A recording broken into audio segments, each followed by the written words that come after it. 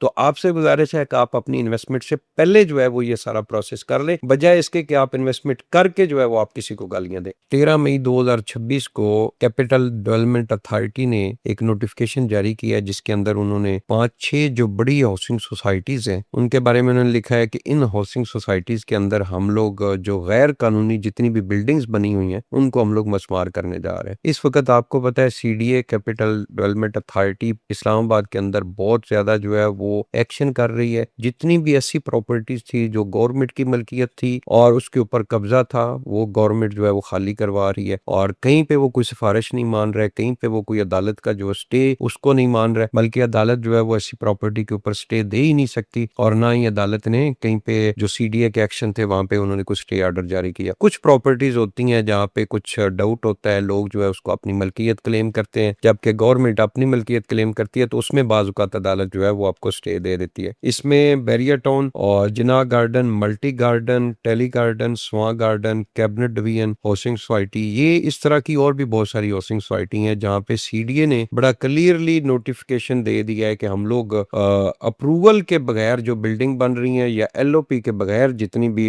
घर बन रहे हैं हम इसको गिराएंगे। पिछले दिनों आपको पता है B17 जो multi professional cooperative housing society है उसका काफी इशू बना हुआ था। तो ये इस वक्त आपको लाजमी चाहिए, आप अभी मेरी जब वीडियो सुन रहे हैं तो आप लाजमी अगर किसी बिल्डिंग के अंदर कोई आपने अपार्टमेंट लिया हुआ है, शॉप ली हुई है, आप फौरन से पहले उसकी अप्रूवल जो है उस बिल्डर से चेक करें कि क्या आपके पास इस बिल्डिंग को बनाने की अप्रूवल मौजूद है या नहीं है। या अगर किसी हाउसिंग सोसाइटी के अंदर आपने प्लॉट लिया हुआ है, आप लाजमी फौरन चेक करवाएं कि वो LOP के अंदर मौजूद है या नहीं है, जो CDA की तरफ से उस हाउसिंग सोसाइटी को जारी हुआ है लेआउट प्लान उस स्ट्रीट के मुताबिक है या नहीं है। बहुत सारी हाउसिंग सोसाइटीज ने जब फेज 1 बनाया था तो उसकी चूंकि अप्रूवल मौजूद थी, लेकिन उन्होंने जब फेज 2 या फेज 3 या फेज 4, 5 उन्होंने बनाए, उनकी अप्रूवल के लिए उन्होंने कहा जी हम अप्रूवल ले लेंगे। तो मेंबर जो थे, जो इन्वेस्टर थे, उन्होंने यही समझा कि भाई ये एक अच्छी हाउसिंग सोसाइटी है, हम इसके अंदर इन्वेस्टमेंट कर लेंगे तो हाउसिंग सोसाइटी जो है उसका NOC ले लेगी, तो हमारा प्लॉट जो है जिस स्ट्रीट के अंदर है ये लीगल हो जाएगा, प्रॉपर हम घर बना लेंगे। या सोसाइटी ने बाकायदा तौर पे उस मेंबर से एक बयान अल्फी लेके कंडीशनल तौर पे उसका पोजेशन जारी किया है और उस मेंबर ने उसके ऊपर घर भी अपना बना लिया है, लेकिन अब चूंकि उसका NOC नहीं हुआ, LOP उसका अप्रूव नहीं हुआ और CDA की तरफ से नोटिफिकेशन आ गया कि भाई आप जिस स्ट्रीट के अंदर घर आपने बनाया हुआ है ये इसका LOP हमारे पास मौजूद नहीं है। तो यहाँ पे हाउसिंग सोसाइटी के मैनेजमेंट को चाहिए कि भाई आप अभी भी आपके पास टाइम है, ये कोई गैर कानूनी इतना अमल नहीं है। अभी अगर स्ट्रीट्स वगैरह आपने कटिंग कर दी है कोई एक्सटेंशन की, तो आप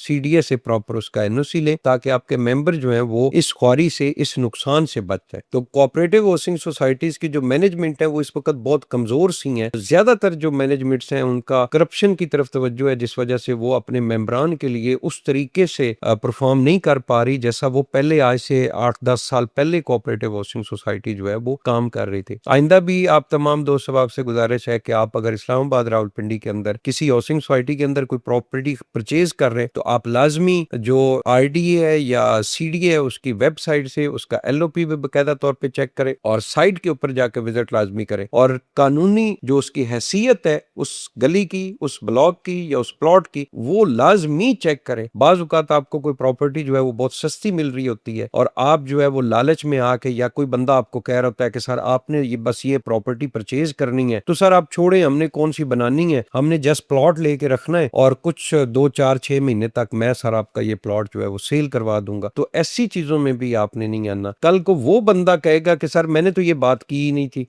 आप उसका क्या बिगाड़ लेंगे? नुकसान आपका हो जाएगा। 1 करोड़, 5 करोड़, 10 करोड़, 20 लाख की जो इन्वेस्टमेंट का आपका नुकसान होगा वो आपका होगा। आप उस बंदे को क्या कह लेंगे? 2-4 गालियां दे देंगे या सोशल मीडिया के ऊपर उसके कोई खिलाफ कमेंट कर देंगे। इसके अलावा आप उसका कुछ भी नहीं बिगाड़ सकेंगे। तो आपसे गुजारिश है कि आप अपनी इन्वेस्टमेंट से पहले जो है वो ये सारा प्रोसेस कर लें, बजाय इसके कि आप इन्वेस्टमेंट करके जो है वो आप किसी को गालियां दें।